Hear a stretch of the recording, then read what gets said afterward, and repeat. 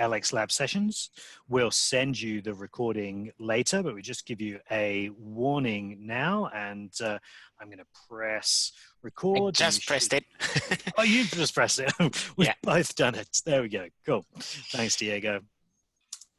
And there's no need to follow along. What we mean by that is you don't need to do anything or play around with your own Zoom as we're doing it. We'll send you the slides and you'll have the recording at the end, so you'll get all of the details. So the agenda for today's session, we just want to reiterate, it's not a technical session. I know that the LX Lab, we're usually there to help you fix up technical problems and help you with the LMS and with using Zoom. But today we're much more focused on using Zoom to create this really good learning experience for the students. So we're going to try and give you the experience of the LX Labs breakout room method, running it as if you guys are students joining a breakout room session. We'll then give you a little bit of a look behind the scenes. So we'll give you our resources and templates. We'll explain what we've done and why we've done it that way. Okay, so first of all, we're going to go into a Zoom breakout room session. We're going to be talking about using Zoom breakout rooms in your live online teaching session. So what's going to happen is we'll divide you into groups of 5 or 6. So I think with the number of participants today, we'll just have 2 groups. We're going to ask you to, step 1, introduce yourselves and assign yourself roles. Now you'll see that what we've done in this session is asked for one person in each group to be the scribe, to make notes of the conversation which has happened, and one person in your breakout room to be the reporter. So that's the person who's assigned, ready to speak back to the whole group when the breakout room session is closed. We're going to ask you to come up with 2 positives and 2 negatives of using Zoom in your live online teaching sessions.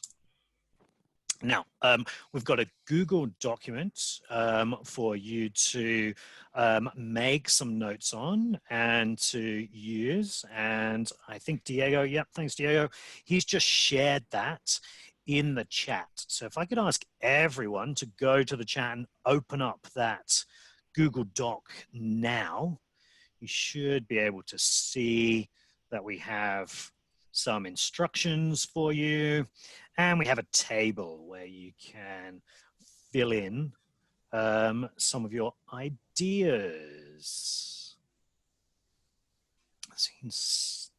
Has everyone managed to get that? If you go to your toolbar, you can see there's a reaction there. There should be a little head that says reactions. Can you give us a thumbs up if you've managed to get into that Google document? Great. Thank you, guys. See a few thumbs up there. Great. Cool. Now we will share that document again for you when you're in the breakout rooms. Okay, and we just want to make clear to begin with that you're going to have 6 minutes. So it's not a very long chat, but you'll have 6 minutes in your groups to discuss the positives and negatives of using Zoom in your live online classes. So before Diego and I send you out into your breakout rooms, are there any questions? You can use your mics now if you want to. I only just joined. So if that's all I need to know for what we're about to do, that's fine.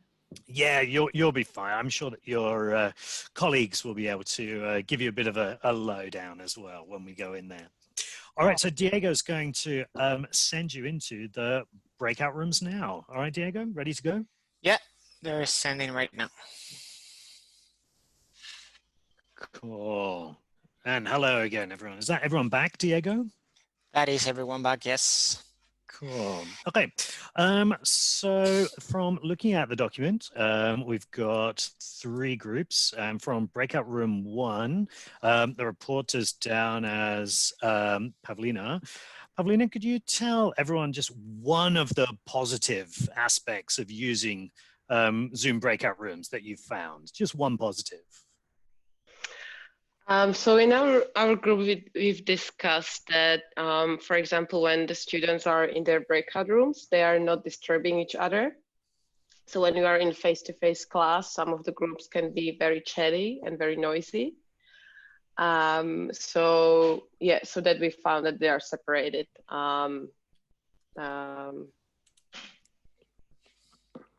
Yeah, okay, cool, brilliant, thanks, Pavlina. And from breakout room 2, Alan, can you give us one of the negatives that your group discussed, Alan? Oh, you're on mute, Alan. Oh, there we go. Okay, gotcha. sorry, I do that all the time in my class, so that's one of we mine. all do. That's one of my negatives of using this.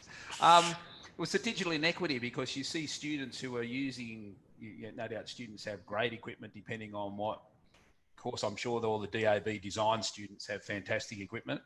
Same with our computer games people, but others are just using mobile phones and things like that. So there's a big difference in the technology and maybe bandwidth and things that our students are using. So some will get much more out of that than others because of the capabilities that they have. Yeah, definitely.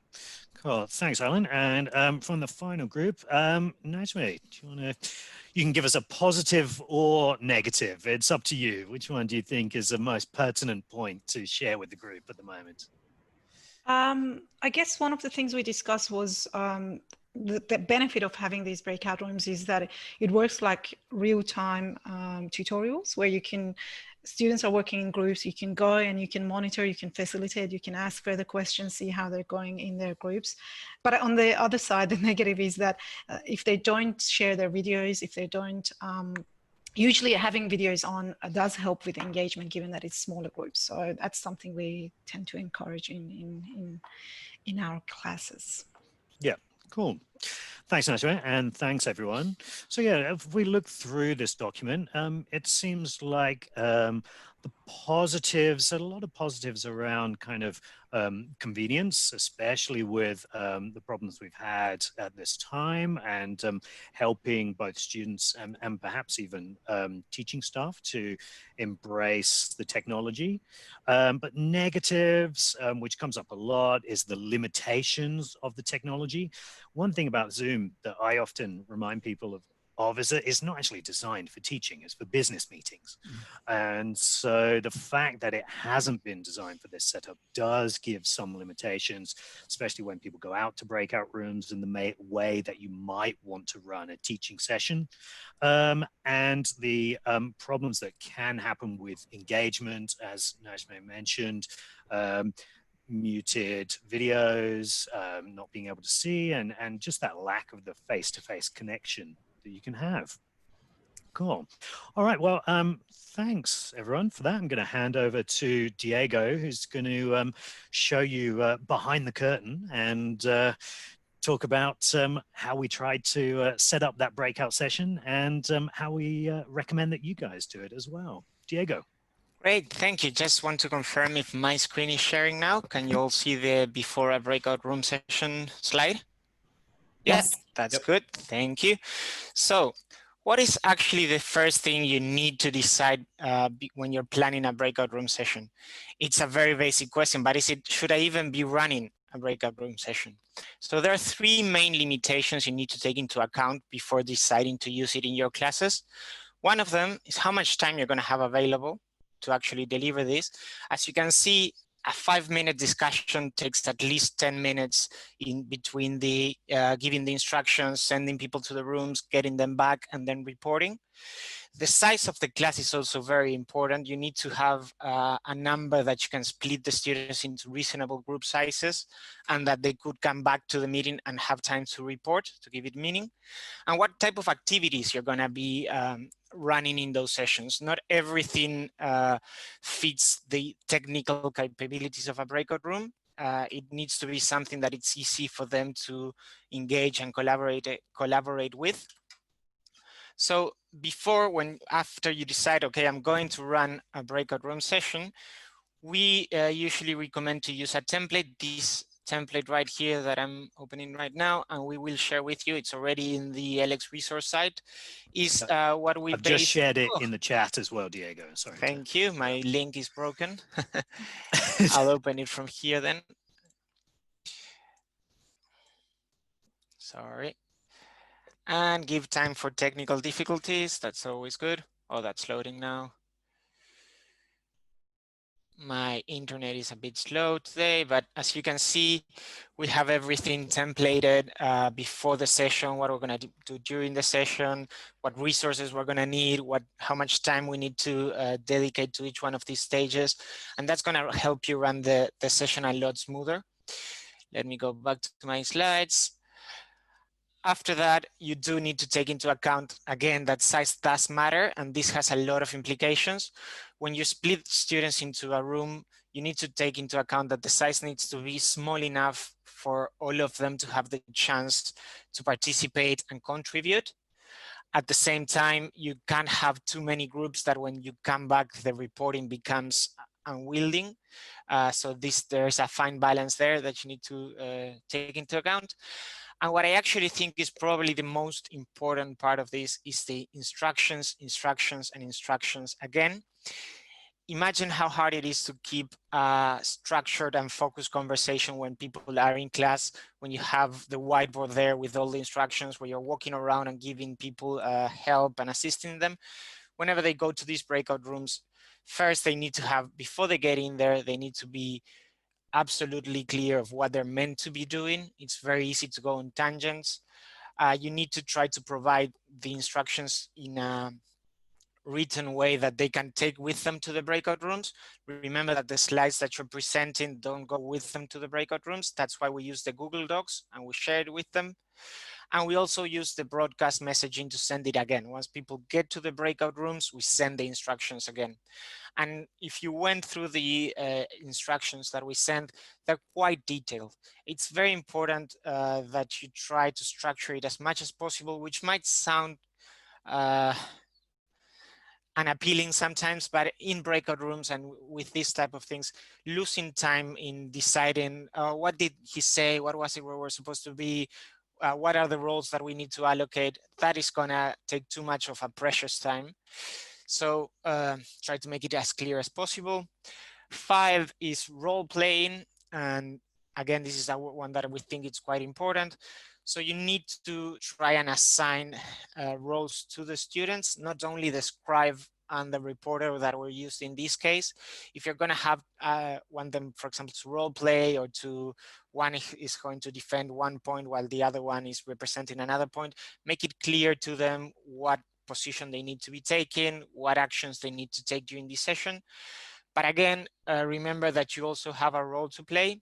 The same way as when you do it in class and you walk around the classroom, seeing that how the discussion is going, giving them some assistance if you see that they're not getting the point.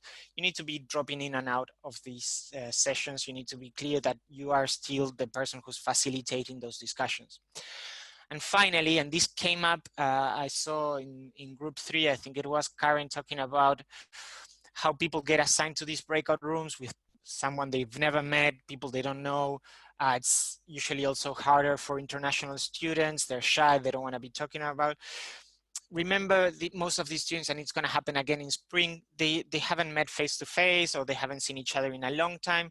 So try and have some time for breaking the ice.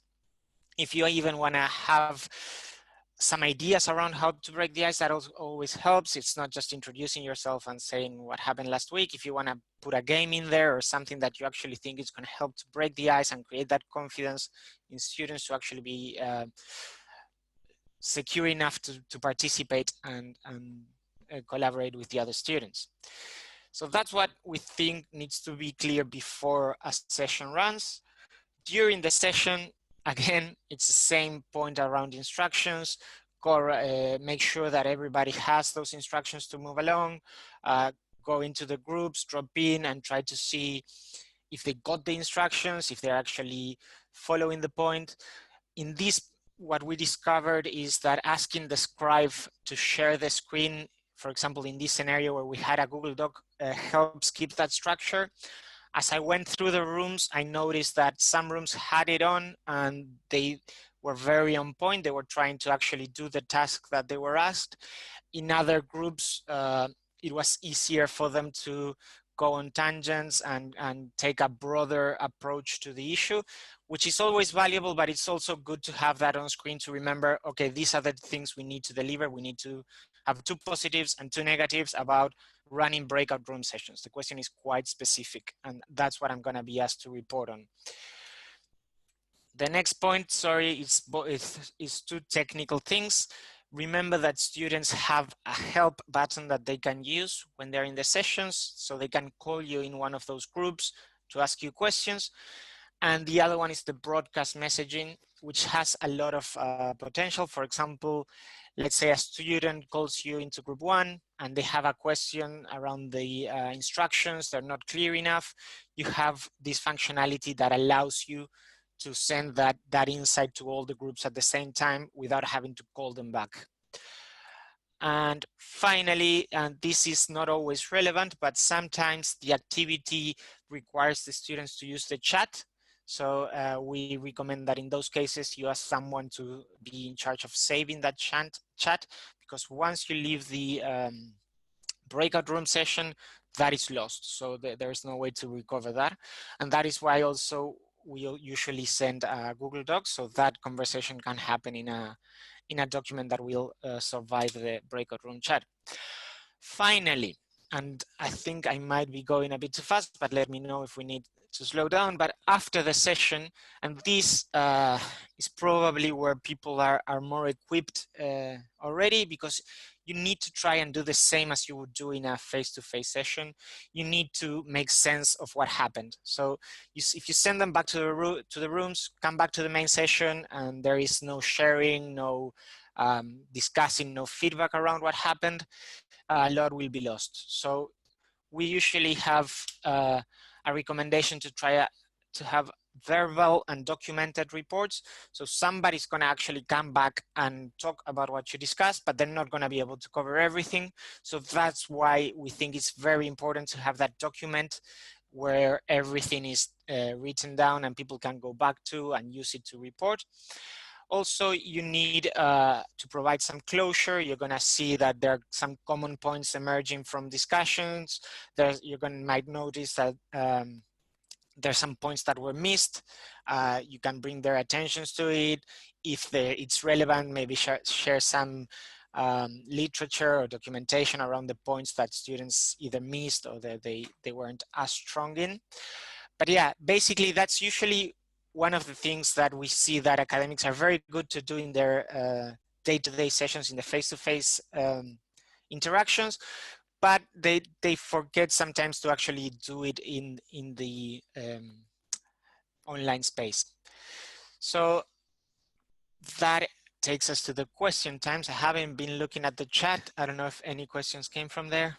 Yeah, I've been having a look there, Diego, and Najmi asked if we had a list of online icebreakers, and Rosalind and Georgia have also said that they'd like to see one of those. While you were talking, I was looking through our resources. I couldn't see like a clear list of online icebreakers. Do you know of any that have been collated? No, unfortunately, as far as I know, we don't have any on the LX resource side, but David has just shared something with us. I think that's from the University of Sydney. Ah, fantastic. Yeah, we could have a look and look into developing that resource. It's a good idea. Yeah, so Yes. I'm sort of on a mailing list for teaching at USyd, and this is one of their this is a link to one of their articles from one of their academics about icebreakers. I mean, there are really simple ones like north, south, east, west, which is where, or how did you come to class today, or are you a cat person or a dog person, and things like that. There's the very banal ones, but sometimes they work. I think the also thing is like, I find that, yeah, I think that things like that tend to work in a face-to-face thing. They might work in a groups in a Zoom situation as well. Yeah, thanks, David. And yeah, like Diego said, this online icebreakers is definitely something that we'll raise with the LX team and see if we can get something up for you. And yeah, we'll let you know when that is up there.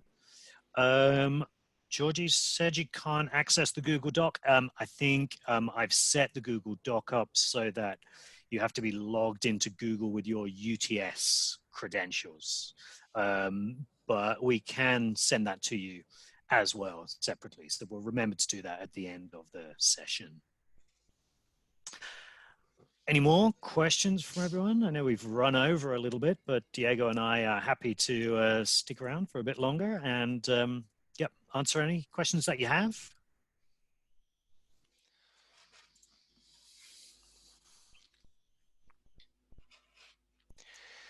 So we are going to share the recording with you guys after this. And we, as you can see here, there's a list of resources you can access to help you with breakout rooms. The one called The Secret Ingredient is the main one that we use to prepare for this session. You're gonna find the template for the breakout rooms in there as well, along with all the recommendations.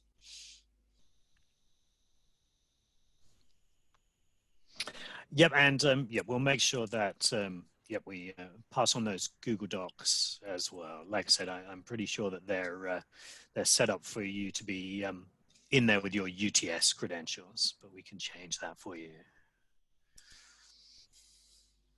And David sent another link through for us. Ah, some virtual icebreakers. Fantastic. So it looks like that last link could be quite useful. It's got some examples down the bottom there. That looks really good. Thanks a lot, David.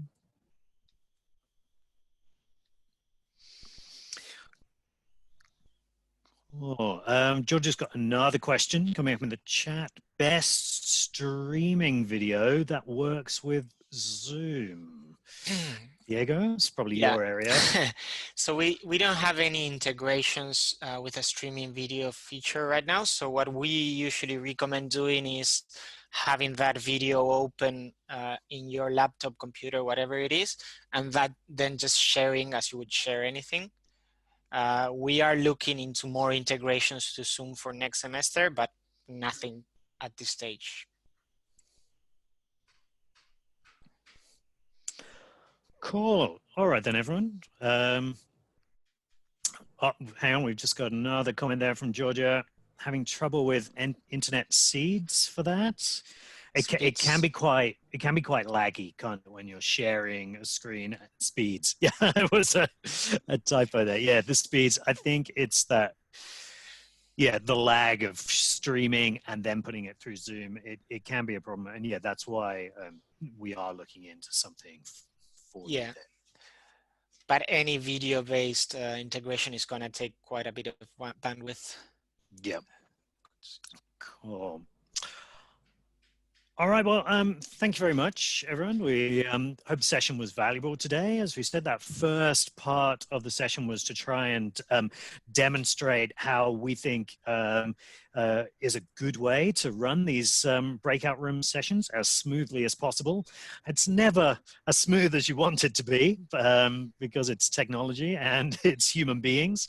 But I think it worked reasonably well today. So thank you for your participation and for getting involved. And yeah, Diego and I will send these details on to you a bit later in the day. So that's all from me. Thank you very much. Thanks, everybody. Thank you. Goodbye.